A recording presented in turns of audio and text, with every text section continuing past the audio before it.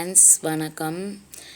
இது வந்து புளிச்சக்கீரை ரொம்ப நல்லது உடம்புக்கு. புளிச்சக்கீரை சாப்பிட்டா அந்த புளிச்சக்கீரை செய்கிறது எப்படின்னு பார்க்கலாம்.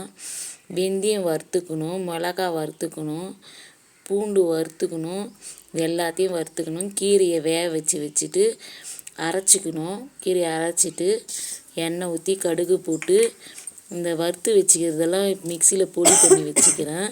இது எல்லாத்தையும் போட்டு நல்லா எண்ணெயிலேயே வறுத்துட்டு அப்புறம் இந்த புளிச்சக்கீரை அரைச்சி வச்சுக்கிறத கொட்டிடணும். அதில் கொட்டி நல்லா தொழவி இறக்கணும். இதுதான் புளிச்சக்கீரை. நல்லா டேஸ்ட்டாக உடம்புக்கு இரும்பு சத்து கிடைக்கும். நல்லது உடம்புக்கு. பாருங்கள், புளிச்சக்கீரை ரெடி ஆயிடுச்சு. வாங்க சாப்பிட்லாம். லைக் பண்ணுங்கள் பிடிச்சிருந்தா.